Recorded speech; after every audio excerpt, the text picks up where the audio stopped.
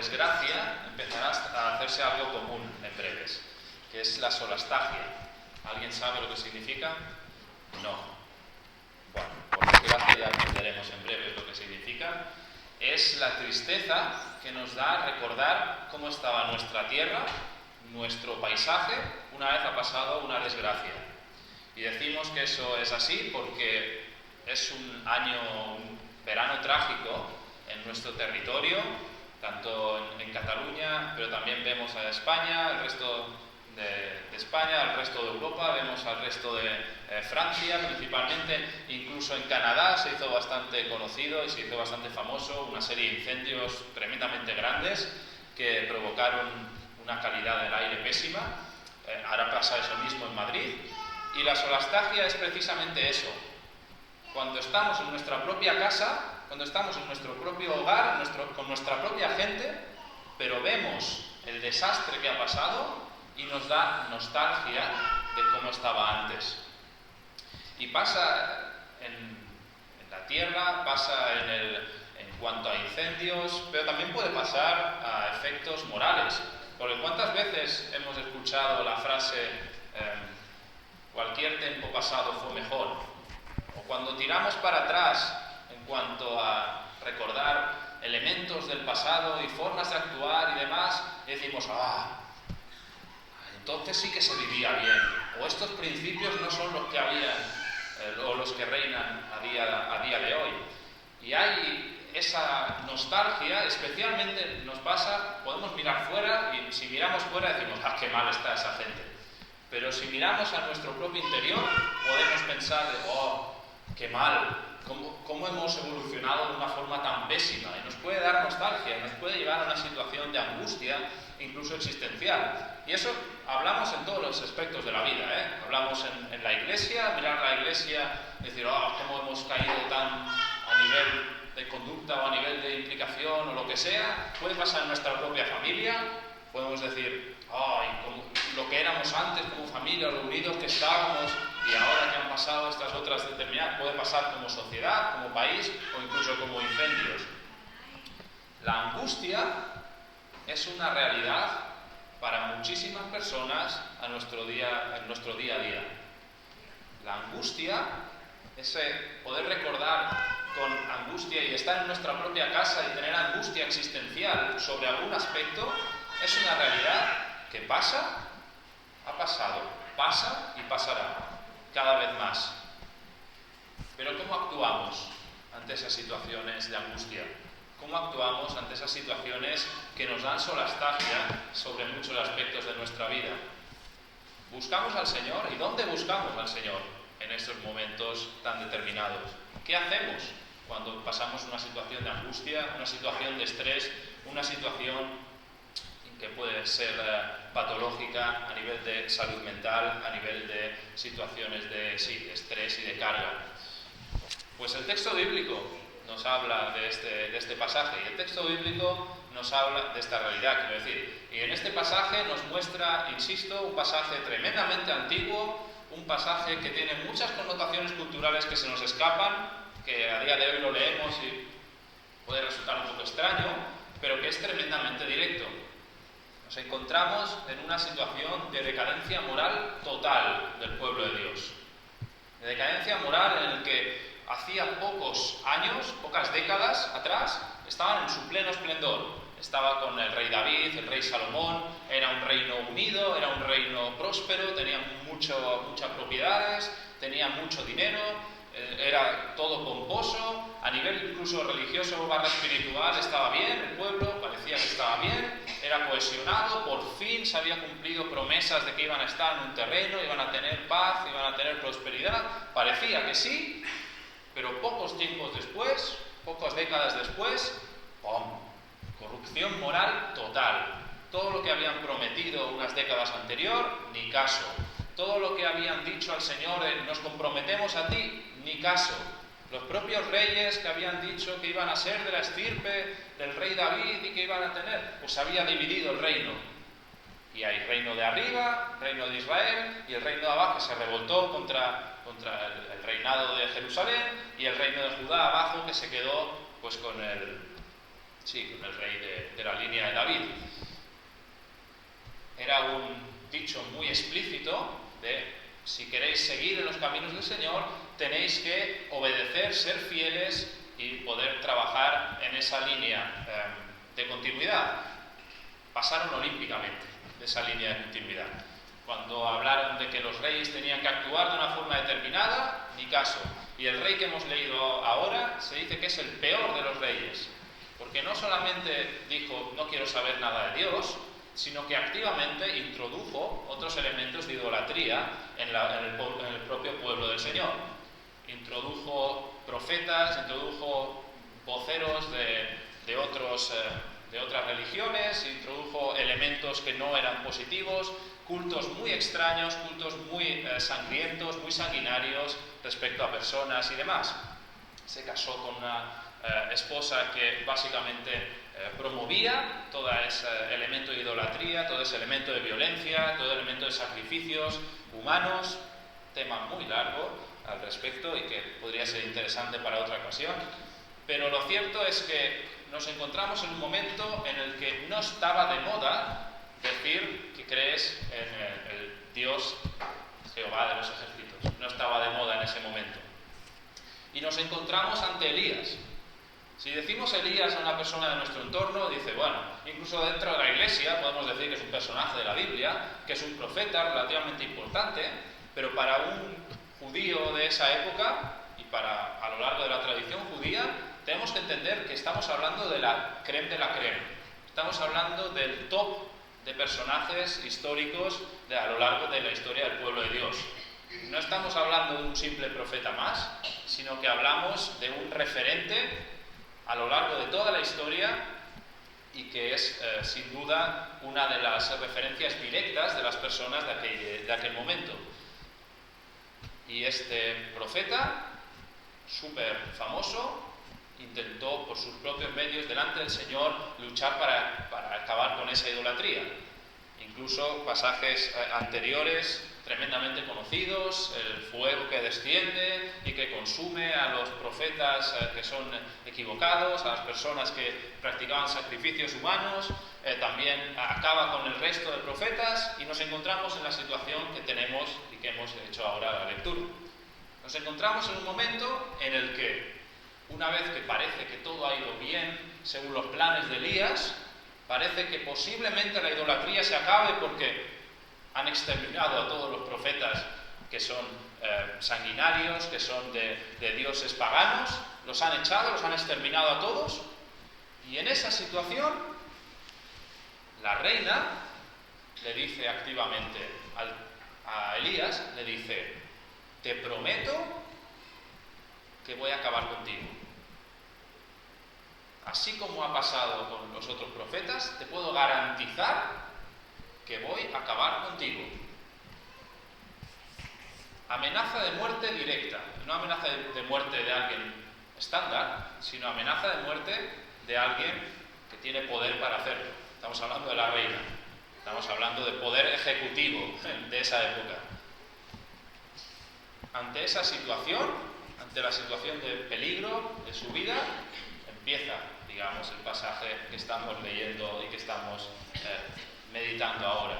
No es simplemente la opresión de una reina, no es simplemente que a alguien se le ha ido la castaña, sino que la podredumbre moral les ha llevado a eso. Les ha llevado a decir que si eres un profeta de Dios, no te queremos aquí y debes morir. Te vamos a matar, básicamente. Ante esa situación, tenemos en primer lugar, los primeros 7-8 versículos, vemos que Elías lo que hace ante esa situación de peligro, ante esa situación de riesgo directo a su integridad, es huir. Sale corriendo. Ante el riesgo inminente de su vida, no se queda en esa zona, no dice voy a perseverar, voy a seguir predicando y demás. No, se va. Ve el riesgo directo y dice: aquí no pinto nada. Y se va. Resulta muy interesante, porque este es un pasaje que se suele predicar, se suele hablar, no es súper desconocido, pero resulta interesante de que cuando marcha del lugar que le está suponiendo un peligro, un riesgo inminente, salud. No es solamente un marchar sin mirar nada atrás, sino que lleva a su siervo, lleva a su mano derecha y también se preocupa por él, se preocupa por su mano derecha. No solo huye de una situación que le va a generar peligro vital, peligro de la salud, sino que también procura el bienestar de la persona que está a su lado, la persona que le está ayudando, también se lo lleva y lo pone en un sitio seguro antes de él salir corriendo y escapar directamente. Y llega un momento clave en el que él se para, medio a resguardo, y le da una angustia existencial tremenda. Todo lo que se había construido, todo lo que en principio iba bien, todo se ha derrumbado. Era una persona que gozaba de un prestigio social, que había visto cómo el Señor había hecho grandes cosas, grandes milagros y todo había ido bien. Todo se ha derrumbado, todo ha ido mal. Su siervo lo ha tenido que dejar en un sitio apartado para que no lo ejecutasen.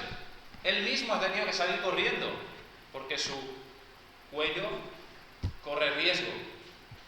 Y la reacción que hay ante esa situación es, delante del Señor, decir: Señor, no vale la pena vivir, quítame la vida. ¿Qué sentido tiene esto?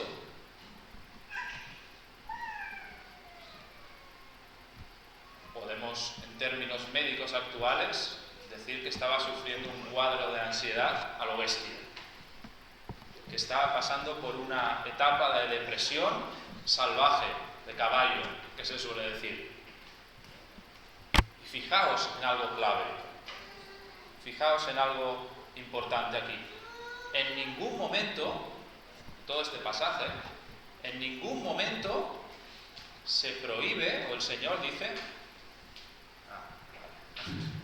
en ningún momento el Señor dice: no haces bien, ¿por qué te angustias? No vale la pena angustiarse, no vale la pena este sentimiento que estás teniendo. Cuando le dices: Señor, ¿qué sentido tiene vivir? Señor, quítame la vida. En ningún momento hay un reproche de decir: hombre de poca fe, hombre que eres poco fiel, ¿por qué piensas así? Fijaos que no hay ningún reproche al respecto. Simplemente enuncia que tenía ese sentimiento en su interior, que estaba pasando, estaba luchando contra esa dinámica. Y lo que hace el Señor, en vez de decir: no, tú no debes sentirte así, lo que hace es: te sientes así, ¿vale? Pero te quiero capacitar para que sigas adelante, porque este camino lo tienes que seguir andando.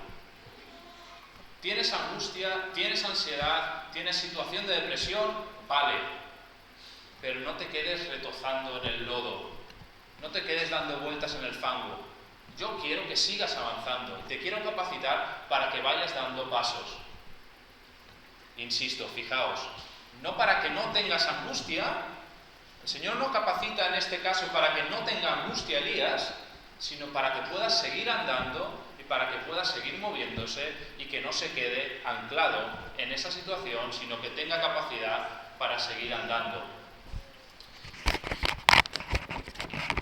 Lo dice el versículo 7. Dice: este camino será largo. Este camino te va a costar, va a ser largo. Así que toma fuerzas. Cuando estamos en situaciones de riesgo en nuestro día a día, ¿qué hacemos? Tenemos tendencia a pensar que a veces tenemos que perseverar y constantemente hay que seguir y hay que seguir y hay que seguir perseverando y demás. Hay que seguir atendiendo, seguir haciendo esto. Incluso en nuestro propio trabajo podemos estar viviendo situaciones que nos generan un estrés, una angustia y demás. Podemos decir: bueno, pero hay que seguir. Incluso en nuestras relaciones personales, con personas que tenemos un conflicto directo, que no nos hacen bien, pero no, hay que seguir. El texto bíblico es muy explícito. El Señor no quiere que nos pongamos en situaciones de riesgo absurdas. El Señor no quiere que nos pongamos y que nos quedemos en una situación que activamente nos está haciendo daño o potencialmente nos puede hacer daño. Y no pasa solamente con Elías. Pasa con el propio Jesús. Jesús, un pasaje de Juan, dice activamente que lo querían en el templo, lo querían apedrear. Jesús no se quedó a esperar las piedras. Jesús se fue. ¿Hay riesgo aquí? ¿Mi vida corre riesgo? ¿Mi integridad corre riesgo? El Señor no quiere que me quede esperando así a que llegue la piedra. Pasa también con Pablo, en otro episodio en Hechos, que es caricaturesco, en el que tiene que escapar descolgándole con una cesta grande. Tiene que escapar por las murallas de la ciudad porque si no, le iban a apedrear. Pasó varias veces, no solo cuando lo descuelgan por el muro, sino también en alguna que otra ocasión le tiraron piedras y tuvo que escaparse también. El Señor no quiere que nos quedemos esperando así, con los brazos abiertos, las situaciones de dolor, las situaciones en las que nuestra propia salud física, mental o espiritual pueda verse perjudicada. Y la reacción normal ante situaciones que no van bien en nuestra vida es que tengamos estrés, es que tengamos angustia, es que incluso nuestra propia salud mental a nivel clínico pueda verse afectada. Es un resultado que potencialmente puede ser lógico. Y tengámoslo claro, si estás pasando hoy una situación de estrés, de angustia existencial, si estás pasando por alguna situación de salud mental que te impide el andar diario, el Señor no proscribe eso. No dice, estás pasando por esa situación, eres un desastre, mal, te tacho. El Señor lo que dice es, hazte el propósito de comer y de seguir adelante. Si estás pasando por una situación de angustia existencial, bien, puede ser. Puede ser que estés pasando por una situación compleja. Pero delante del Señor, hazte el propósito de no quedarte dando vueltas en el fango. De no quedarte en una autocomplacencia casi pueril, de decir, es que estoy fatal. Y buscar y proyectar la imagen a las personas que nos rodean de, mirad qué mal estoy. La pregunta que el texto bíblico nos hace al respecto y que os traslado a vosotros es, ante las situaciones de angustia, de estrés y de conflicto y lucha que todos podemos tener, ¿estamos dispuestos a levantarnos y a seguir andando? ¿O estamos dispuestos solamente a hacer como Jonás? Quedarnos quietos, quedarnos parados y seguir llorando y seguir diciendo que injusto es todo, no me gusta esta situación, mi alma se está cansando y se está cargando. Fijaos en la diferencia. Elías tenía angustia, tenía estrés, estaba pasando por un cuadro clínico de ansiedad y de depresión. Pero cuando el Señor le da sustento y le dice, anda, no te quedes parado, tira adelante. Lo que hace es levantar y seguir un camino que iba a ser arduo, que iba a ser complejo, pero que estuvo dispuesto a seguirlo andando. No sé si estás pasando por situaciones así. No sé si estás pasando por situaciones de tu propio entorno que te están agobiando, que te están angustiando, que te están apresionando, te están chafando. Pero lo que sí sé es que el texto bíblico no critica que estés pasando, que tengas ese pensamiento o ese sentimiento o esa patología, no lo critica, pero sí que te dice, en las manos del Señor, Él quiere que sigas andando, que no te quedes quieto y que no busques una autocomplacencia barata en decir, qué mal estoy, sino que estés dispuesto, delante del Señor, seguir andando. Puede ser en cuanto a buscar terapia, puede ser en cuanto a seguir relacionándote con las personas que te rodean, puede ser en cuanto a ponerle delante del Señor, Señor, esta situación me da angustia, ayúdame en ello. Ahí cada uno conoce su situación, pero no nos quedemos retozándonos en el lodo de las situaciones que nos angustian. En segundo lugar, vemos que Elías llega a una cueva, llega a un monte Oreb, monte del Señor, llega a ese enclave, se mete en una cueva a descansar y el Señor le dice, muy bien, ahora voy a pasar, mi presencia va a estar por aquí. Resulta curioso que Elías, la presencia del Señor, es un tema que es muy recurrente a lo largo, especialmente en el Antiguo Testamento, pero que Elías había visto el poder del Señor de una forma muy activa. Insisto, un par de capítulos antes había visto como él había orado al Señor, y el Señor envía fuego de verdad, y ¡fua! Un fuego descomunal había arrasado todo las piras de sacrificios. Elías había visto cómo el Señor se había manifestado de una forma súper poderosa, de una forma súper visible, de una forma súper espectacular. Salud. Y en este caso el Señor le dice: perfecto, pero ahora quiero que experimentes mi presencia de una forma especial. Vemos que sale de la cueva y que hay grandes acontecimientos, fantásticos, casi milagrosos. Hay un viento descomunal, mucho ruido. Cuando el texto bíblico habla de que hasta rompe las rocas, imaginaos lo que es ese ruido. Si hoy por la noche, hacía viento hoy por la noche, y las puertas de la casa se cerraban de golpe y un ruido espectacular. Pues imaginaos un ruido de viento suficiente como para romper rocas. Imaginaos el ruido que hacía eso, lo espectacular que es, rocas cayendo y demás. Pero el texto bíblico lo dice claro. En eso no estaba el Señor. En eso no estaba el Señor. Luego dice, y hubo un terremoto, un gran terremoto, las tierras se movieron, el suelo va temblando. Podemos ver el efecto destructor que tiene, lo podemos ver en Venezuela, el efecto destructivo que ha tenido. Espectacular, es un espectáculo, es un show difícil de ver, pero un show de la naturaleza. Un espectáculo, pues también el texto bíblico nos dice, y en ese espectáculo tan visible tampoco estaba el Señor. Luego sigue diciendo, y dice, en un incendio, fuego, mucho fuego.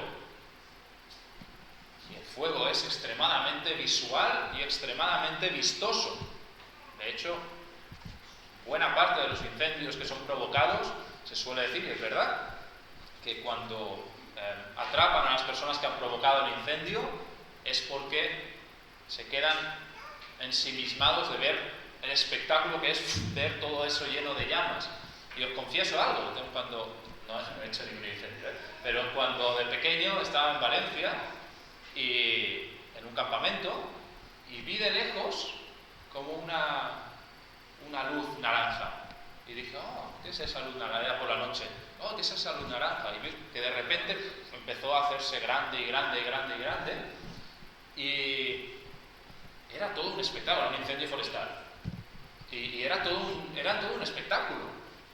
Ver cómo incluso el olor que llegaba, ver ese color tan vivo, esa luz tan viva, tan directa a los ojos, era como, ¡wow! Chocante. El fuego choca. Pero el texto bíblico lo dice. Dice, y en ese espectáculo tan visible, tampoco estaba el Señor. ¿Dónde estaba? ¿Cómo habló el Señor a Elías? ¿Cómo de una forma más directa, le dijo, aquí estoy yo? A través de un susurro. Si vamos a otras versiones, un silbo apacible, seguro conocéis la expresión. Un silbo apacible, según otras versiones. Algo que en principio parece insignificante. Algo que en principio parece totalmente secundario, imprescindible. Algo que si no prestamos atención, pasa de largo. Pues en eso, Elías dijo, aquí puedo disfrutar de la presencia del Señor. En lo que parece más insignificante, en lo que parece más pequeño, en lo que parece más absurdo y menos llamativo, estaba la presencia del Señor. Cuando estamos pasando por situaciones de estrés, de angustia y de preocupación, ¿hay que buscar al Señor? Pregunto. Sí. Respuesta lógica, ¿verdad? Sí. Pero esta pregunta quizá es más compleja. ¿Dónde buscamos al Señor? Muchas veces Pensamos que la presencia del Señor está y podemos ver al Señor de una forma clara, obrando y demás, cuando hay grandes milagros, cuando hay grandes situaciones súper llamativas en nuestro alrededor. Hay un movimiento, y me meto en un jardín espectacular, pero es igual. O sea, hay movimientos a día de hoy que activamente buscan de una forma casi patológica avivamientos. Queremos fuego del Espíritu, queremos ver grandes milagros, queremos ver conversiones a miles, queremos llenar estadios. Está bien llenar estadios. Wanda Metropolitano, ¿no? No, ahora han cambiado el nombre. Bueno, el Estadio Atlético de Madrid. Eso. Está bien. No digo que no. No digo que el Señor no pueda utilizar esos elementos. Pero sí que el texto bíblico nos advierte de una forma clara sobre algo. Cuidado con solo buscar la presencia del Señor en actos masivos. Cuidado en buscar solo la presencia del Señor a través de experiencias sobrenaturales supervisibles, porque muchas veces, mayoritariamente, el Señor habla, el Señor transforma y el Señor toca corazones a través de elementos mucho más imperceptibles. Decimos de campamentos, estamos hablando de campamentos, y siempre solemos decir que los campamentos, llevar a los jóvenes a campamentos, hace que vuelvan con un entusiasmo especial y un subidón a nivel espiritual.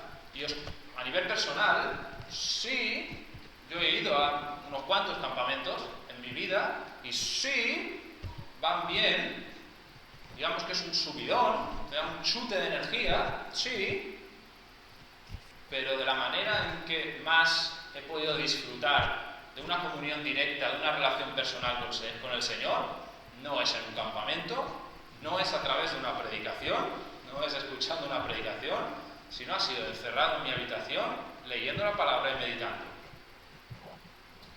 Y de una forma así muy explícita.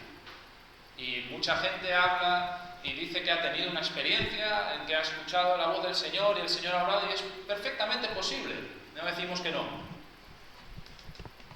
Pero muchas veces menospreciamos lo que hace un contacto directo, lo que hace una simple meditación personal, sin grandes estruendos, y lo que hace una conversación con una persona. El Señor se puede manifestar de muchas cosas, de muchas formas, quiero decir. La presencia del Señor se puede mostrar en nuestra vida de una forma muy clara, de muchas formas. Y sería un error pensar que solo lo hace a través de grandes espectáculos, de grandes milagros o de grandes shows. Cuando estás pasando situaciones de angustia y de estrés, ¿dónde buscas al Señor? ¿En el show o en la intimidad de tu habitación? Una cosa no quita la otra, pero no menosprecies el poder del Espíritu cuando tu habitación está cerrada y tu Biblia está abierta. Pero vamos un paso más. ¿Dónde buscamos al Señor nosotros? Pero ¿dónde pretendemos que las personas encuentren o busquen al Señor? Las personas que están pasando por esa situación de estrés, de angustia, o que tienen esa sed espiritual. ¿Dónde pretendemos que la gente encuentre al Señor? Porque muchísimas veces, cuando vemos y conocemos a alguien y decimos, nos gustaría presentarle al Señor y que conozca la obra de Cristo en sus vidas, lo que hacemos es lo llevamos a un evento. Muchas veces. Puede estar bien, pero si nosotros mismos no aprendemos de que el Señor no solo está en los eventos, en los super eventos, en los grandes espectáculos y demás, sino que también de una forma especial se revela a través de Biblia, cerrada habitación, Biblia y conversaciones,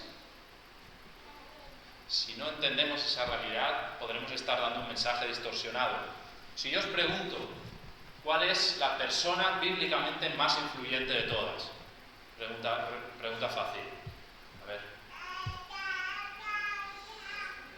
Vale, Jesús.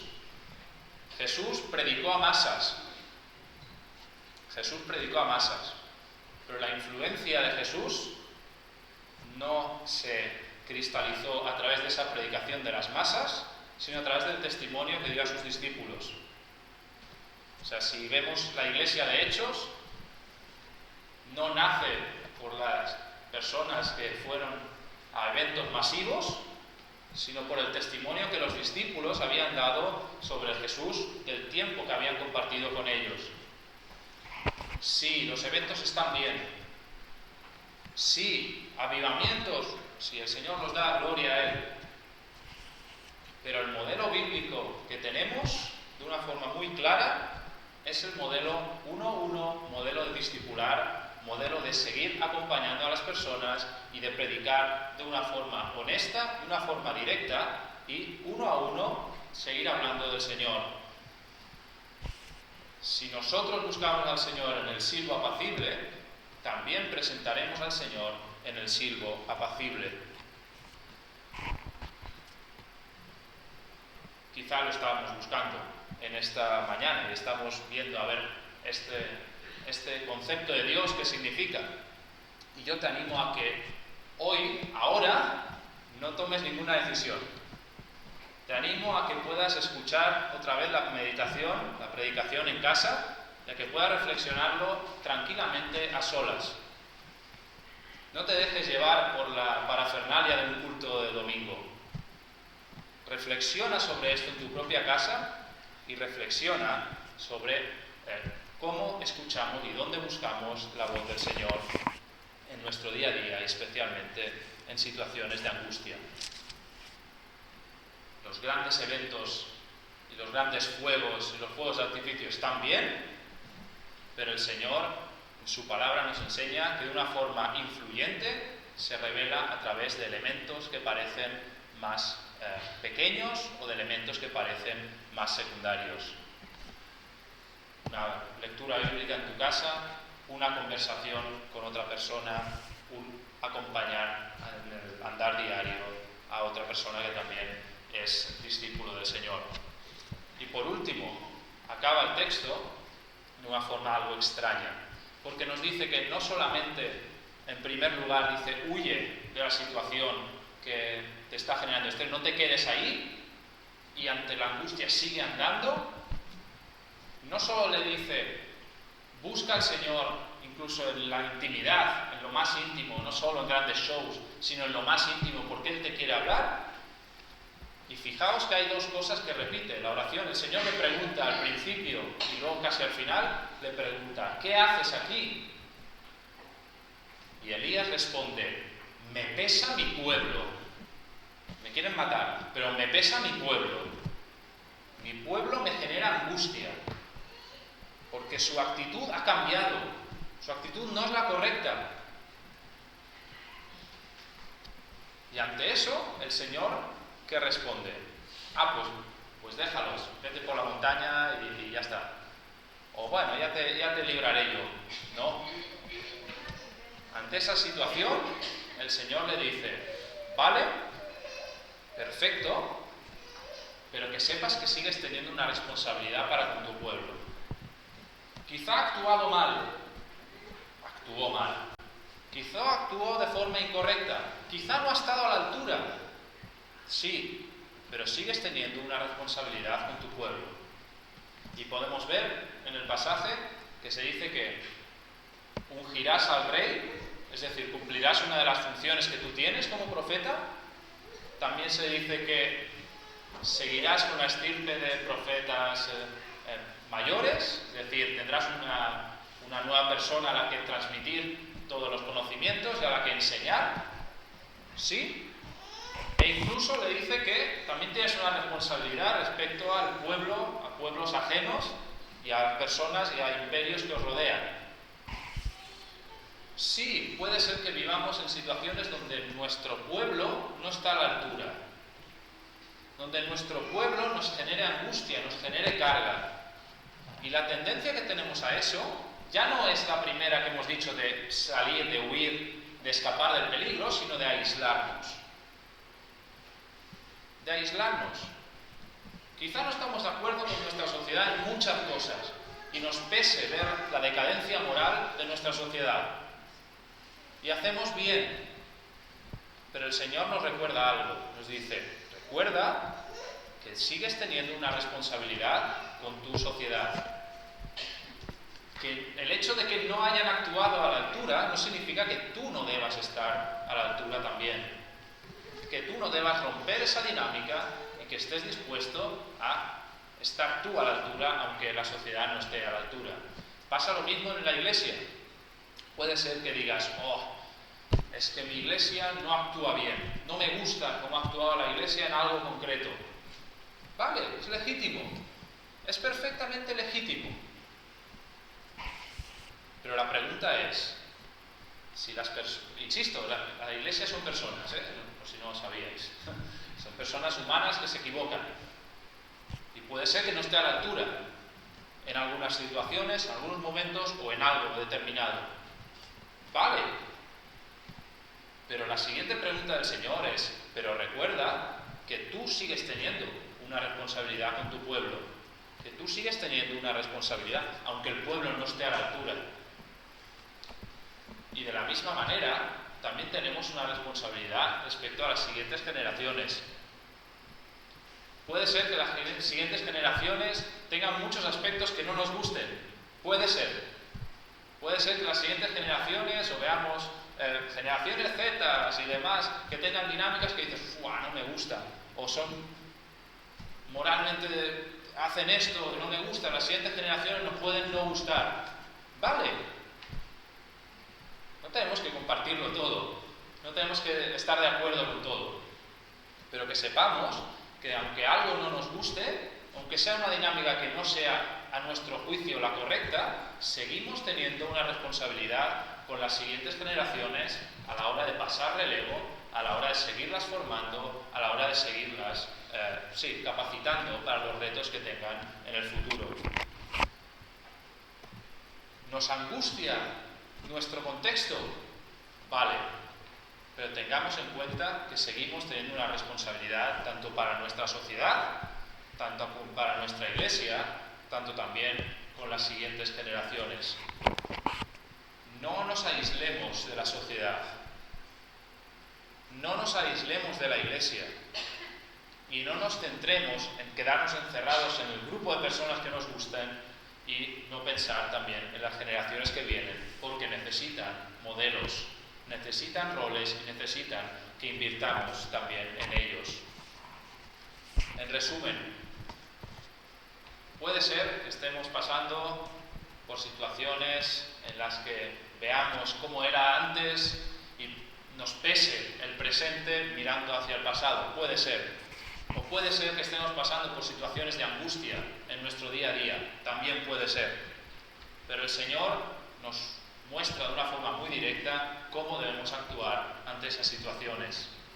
En primer lugar, el Señor no quiere que nos quedemos ante situaciones y en momentos y situaciones determinadas en las que nuestra vida, nuestra integridad corre peligro.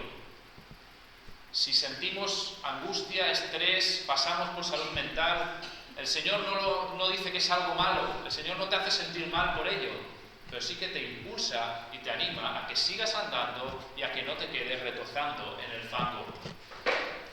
El Señor nos anima a que lo busquemos, pero a que no solo lo busquemos en los grandes shows, en los grandes cultos, en los grandes milagros, sino que entendamos que a través de la Biblia, la gran influencia, las mayores influencias a lo largo de la historia bíblica han sido a través de conversaciones personales y de vidas que se acompañan las unas a las otras. No despreciemos el valor que tiene una Biblia abierta en tu habitación cerrada. Y por último, a veces sí, es verdad que nuestro entorno nos pesa, es verdad que nuestro entorno no está a la altura, pero estamos llamados a no aislarnos de él.